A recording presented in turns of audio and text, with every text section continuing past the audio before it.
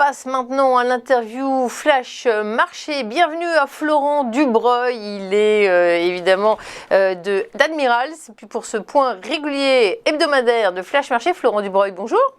Bonjour Fabienne.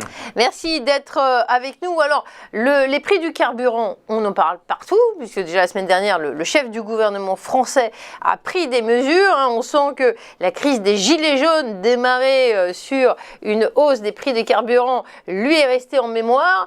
Sur les marchés, vous, quelle interprétation faites-vous de ces prix du gaz qui augmentent ? Eh bien, c'est vrai que l'actualité actuellement, c'est le prix de l'énergie, mais que ce soit celui du pétrole, comme vous le disiez Fabienne, mais aussi celui du gaz. On avait échangé ensemble il y a 15 jours sur la partie du pétrole lorsque je parlais de la montée de l'inflation. Donc je souhaitais aujourd'hui faire un zoom sur le gaz. Et c'est vrai que on voit un phénomène qui est exceptionnel actuellement, nous sommes plusieurs à l'affirmer, qu'une montée des prix de l'énergie aussi brutale et aussi rapide est unique. Donc nous sommes tout de même sur des prix historiques concernant le Dutch Title Transfer Facility, qui est le cours européen de référence du gaz, qui était à plus de 132 euros hier matin, avant de tomber à 105,82 €. Donc nous verrons pourquoi il y a eu cette baisse-là, mais ce niveau-là n'a jamais été connu.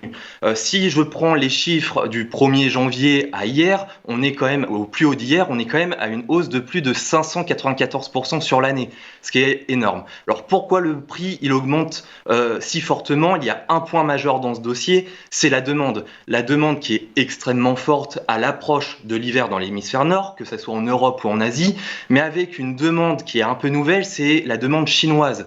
On y voit donc les contraintes environnementales qui mettent à l'arrêt, ou en tout cas qui limitent l'exploitation du charbon, ce qui a pour conséquence une forte accélération de la demande de gaz. Donc je ne dis pas que c'est bien, je ne dis pas que c'est pas bien, c'est simplement un constat.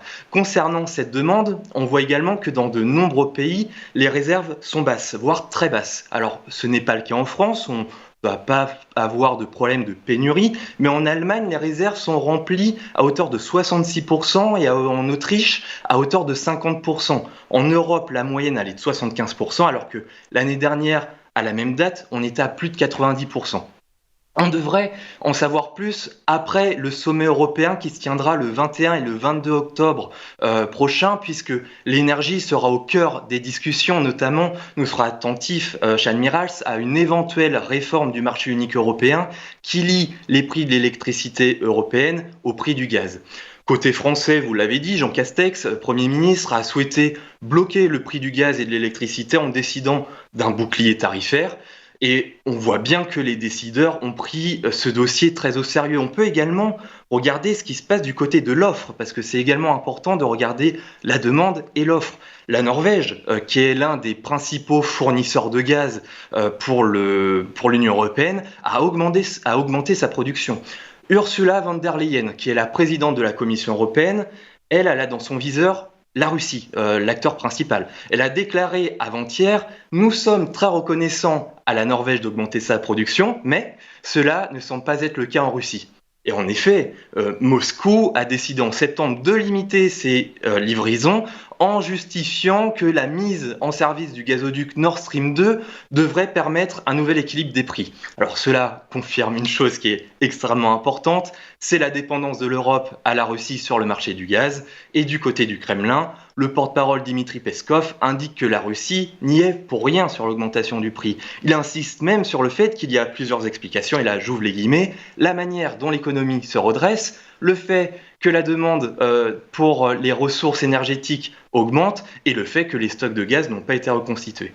Donc dans tous les cas, la Russie est en position de force. Il se pourrait que Vladimir Poutine puisse faire avancer certaines négociations grâce au gaz, et c'est pour ça que hier il y a eu une chute de 132 à 105 €. Ça vient de Vladimir Poutine lui-même qui a évoqué la possibilité d'accroître les livraisons de gaz russe à l'Europe. Il appelle à de nouveaux accords avec Gazprom.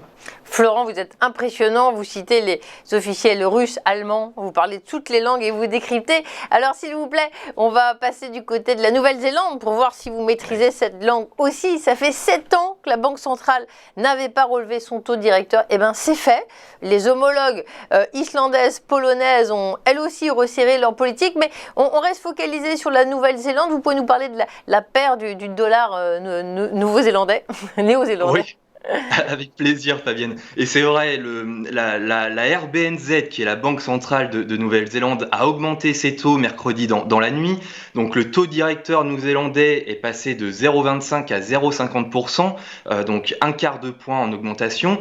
Alors, toutefois, la plupart de ces attentes étaient déjà prises en compte dans les prix. Au mois d'août, on pensait déjà à une augmentation des taux directeurs. Ça n'avait pas été le cas à cause du Covid. Et mercredi, il n'y a pas eu d'annonce forte durant la réunion. Donc le NSZ était légèrement en baisse face au dollar américain hier. Donc sur le graphique, on voit donc le NSD USD, le graphique étant mensuel. On va de décembre 2008 à octobre, à hier, au 6 octobre 2021. Et le graphique mensuel de la paire NSD-USD met en évidence un range de très long terme qui s'est formé entre les deux niveaux de support et de résistance, le 0,7513 en haut et le 0,6248 en bas. Donc pour le moment, le prix évolue toujours au milieu du range, à un niveau de support intermédiaire, et il est là le point important, c'est la zone psychologique des 0,69, représentée par la ligne verte au centre. Donc si le prix venait à casser ce niveau par le bas, alors les traders porteraient sans doute leur attention sur le prochain niveau de support majeur, celui donc du 0,6248 en bas. Toutefois, si le prix se maintient au-dessus du niveau psychologique des 0,69, et c'est le cas actuellement, le prochain niveau décisif serait la résistance majeure des 0,7513 en haut. Et côté calendrier, le dollar américain devrait faire bouger certaines paires, dont la paire NSD-USD demain, après l'annonce du NFP aux États-Unis. Nous serons d'ailleurs en direct, Fabienne, sur notre chaîne YouTube Admirals France à partir de 14h20. Donc n'hésitez pas à venir nous écouter, à nous dire Bien bonjour ou même à poser vos questions sur le chat si vous en avez et tous. Tout à fait, on sera là. On termine avec le décryptage de l'un de vos outils. Vous en avez plein chez Admirals. Ce que vous appelez le sentiment de marché. Qu'est-ce que c'est que cet outil, Florent ? Alors, c'est un outil qui est relativement important. On peut trader le NSD-USD chez Admirals et pour cela, on a différents outils, notamment le sentiment de marché. C'est un outil qui permet de voir en temps réel la tendance dominante des positions. Donc cet outil, il vous permet de vous aider dans votre prise de décision, surtout lorsque vous tradez une devise qui est dans son range comme le NSD-USD et qui n'a pas de tendance très claire.